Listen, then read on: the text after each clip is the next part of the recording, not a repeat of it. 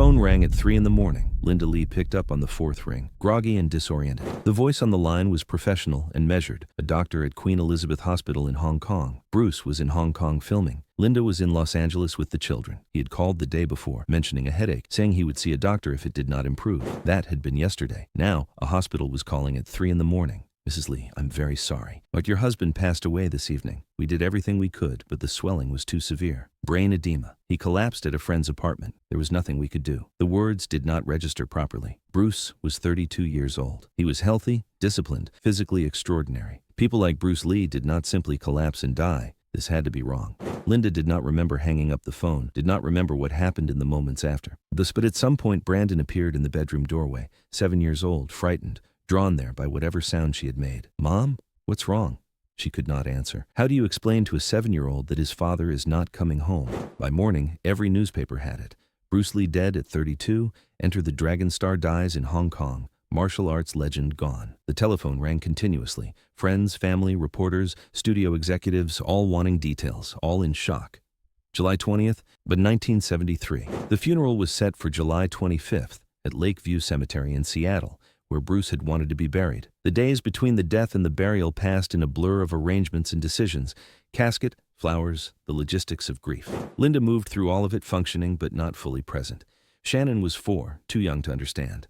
Brandon understood enough to cry and to ask questions that had no satisfying answers. Why did Daddy die?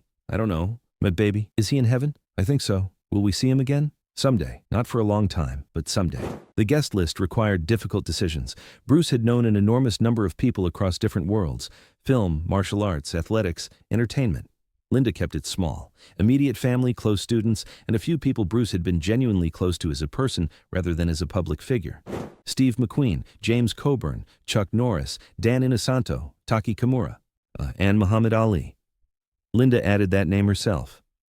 Bruce had spoken about Ali often, about training together, about mutual respect, about understanding each other across different backgrounds and styles. Bruce considered Ali a real friend, not simply a famous acquaintance. So Linda sent the invitation, uncertain whether Ali would come given his schedule, but certain that Bruce would have wanted him there. The invitation reached Ali in Miami, where he was deep in preparation for his rematch against Ken Norton. Norton had broken Ali's jaw earlier that year and won by decision. The rematch was 6 weeks out, and Ali was training with unusual intensity. Angelo Dundee brought him the telegram. Ali read it and went quiet. For a man who was almost never quiet, the silence was its own kind of statement. Bruce is dead? Yeah, brain swelling, just collapsed, gone. He was 32, same age as me. How's he dead and I'm here? Nobody knows, champ. Life doesn't make sense sometimes. I'm going to the funeral. You've got training. 6 weeks to Norton, you can't miss days. I'm going. The tone closed the discussion. Bruce was my friend, a real friend. Most people want something from you. Your fame, your money, your name. Bruce never wanted anything except to learn and to grow. That's rare. I'm going. Dundee made the arrangements. July 25th arrived gray and cold. Seattle in midsummer should not be cold, but the sky was low and a light drizzle moved through the cemetery. Lakeview Cemetery occupies rolling hills above the city, with views of Elliott Bay through the trees. Bruce's plot was on a hillside with an open view, quiet, orderly, the kind of place where the noise of the surrounding city cannot reach. People arrived in sequence. Linda came first in black, holding Brandon's hand, Shannon being carried by someone beside her, both children in black. Bruce's brother Robert had flown from Hong Kong. The students came.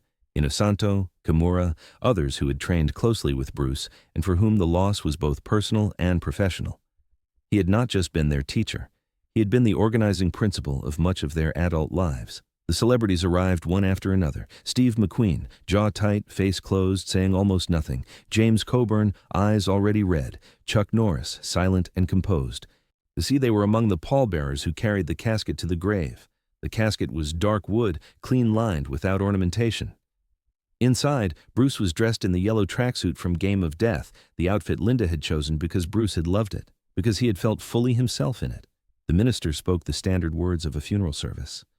James Coburn followed with remarks about Bruce's philosophy and his insistence that martial arts was ultimately a way of thinking about life, about adaptation, about presence, about being water.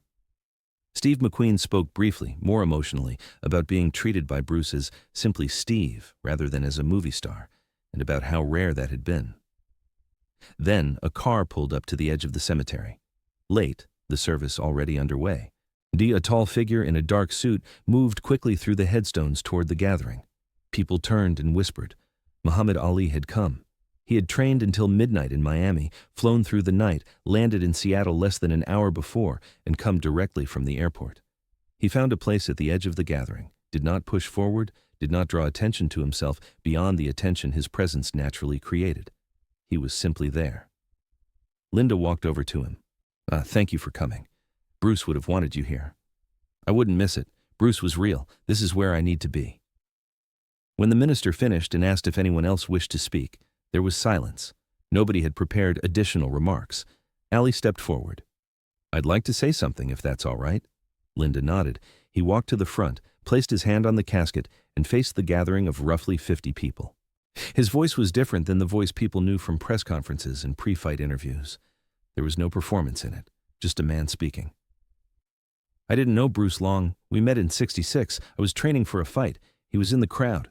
I called him into the ring. Didn't know who he was, just saw someone who looked like he could move. We sparred, light sparring, just moving around. And I learned something that day. I learned that size doesn't mean everything, that skill matters, that heart matters, that dedication matters. He paused, steadying himself. Bruce taught me about Wing Chun, about adapting, about being water. I taught him about boxing, about footwork, about distance. We learned from each other. Most people want something from you, your fame, your connections, your money. Bruce never wanted anything except to learn and to grow, to be better today than yesterday. That's special. That's real. People were crying quietly, trying to stay composed. Ali continued. Bruce called me a few months ago, said he was making a film, Enter the Dragon, said it was going to change everything, going to make martial arts mainstream. He was excited the way a kid gets excited, and I told him I was happy for him, told him he deserved it, told him the world needed to see what I saw when I watched him move. His voice broke slightly. He cleared his throat and went on. He's not going to see that movie become what it's going to become. Not going to see how it changes things, how it makes martial arts global. He's gone before any of that happens, and that isn't fair. He deserved to see it. He fought Hollywood for years, fought racism and stereotypes, fought for Asian actors to be seen as real people, as heroes, not just sidekicks, not just villains. He won that fight, but he isn't here to see it. The cemetery was fully quiet except for the sound of people crying, Linda, Coburn, McQueen, everyone. I'm standing here and I'm angry. Angry that Bruce is gone. Angry that he didn't get more time. Angry that his children have to grow up without him. Angry that the world lost someone special before he was done being special. But I'm also grateful. Grateful I knew him. Grateful he taught me. Grateful our paths crossed and that for a few years I got to call Bruce Lee my friend. Ali stopped. His hand was still resting on the casket. His head went down and his shoulders moved. It was the heavyweight champion of the world, a man who had made a career of projecting invulnerability, stood there crying, not performing grief, grieving. He composed himself and raised his head. Bruce believed in living fully, in being present, in not wasting time. He packed more into 32 years than most people pack into 80. He wasn't just alive. He was living in every moment, every day, every exchange. He didn't just teach martial arts. He taught people how to be better. He turned toward the casket and spoke directly to it. Brother, I'm going to miss you. Miss our talks, our training, our friendship. You made me better, made me think and question and grow. Thank you for seeing past the Ali everyone sees and finding just Muhammad, just a man trying to figure life out the same as everyone else. You treated me like a person, not a champion. That's a gift. A real gift. He turned to Linda and the children. Mrs. Lee, Brandon, Shannon, I'm sorry for your loss.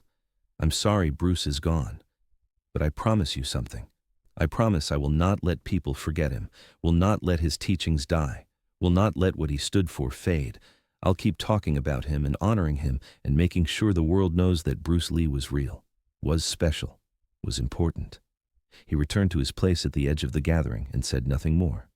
The service moved toward its conclusion, prayers, a few final words, and then it was time. The pallbearers lifted the casket and carried it to the grave. The mechanism lowered it slowly.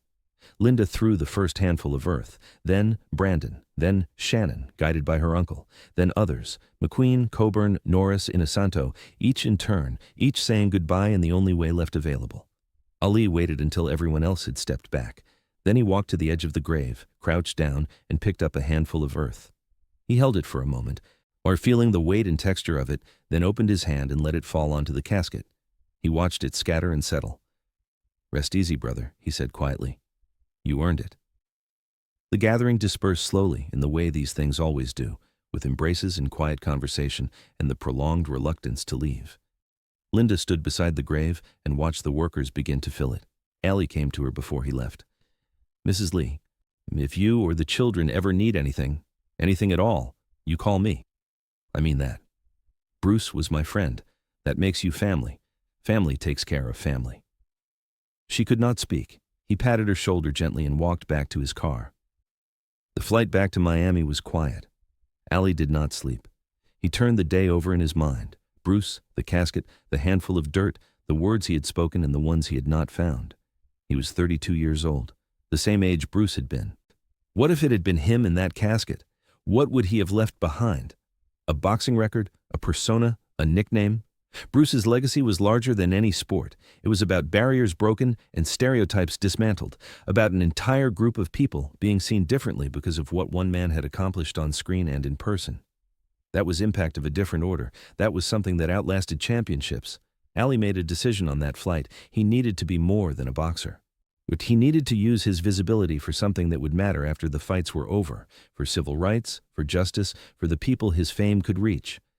Bruce's death clarified it in a way that years of living had not quite managed to do. In later years, Ali was asked about Bruce Lee regularly, about their friendship, about the funeral. "Bruce Lee's funeral was one of the hardest days of my life," he would say, standing there, looking at that casket, knowing he was gone at 32. Same age as me. Could have been me in that box. It made me think about mortality, about legacy, about what I wanted my life to mean. Bruce didn't just teach me martial arts, he taught me about purpose, about using your gifts for something larger than yourself. That funeral was the day I decided to be more than just a boxer, to fight for civil rights, for justice, for change. Bruce's death taught me how to live. The story became part of both their legacies. The day Muhammad Ali flew across the country in the middle of a training camp to stand at a graveside in Seattle. The day he cried openly in front of 50 people. The day he spoke without performance or spectacle. The day he demonstrated that even people of extraordinary accomplishment are subject to grief and loss and the obligations of genuine friendship. Linda never forgot. Ali kept his promise over the decades that followed, checking in, sending gifts to the children, making sure the Lee family knew they had not been forgotten. Brandon grew up hearing about his father and Ali, about their training and their friendship, and the morning Ali arrived late to the funeral, having flown through the night. When Brandon was older and building his own acting career, Ali reached out directly. "Your father was my friend. You're his son. That makes you my friend too. You need anything, guidance, advice, help, you call me. I'm here." Brandon did call more than once. These were the kinds of questions that arise when you are the child of a legend trying to find your own way. Ali always answered. The connection endured through Brandon's career and through his death in 1993, another Lee gone too young, and through Shannon's career after that.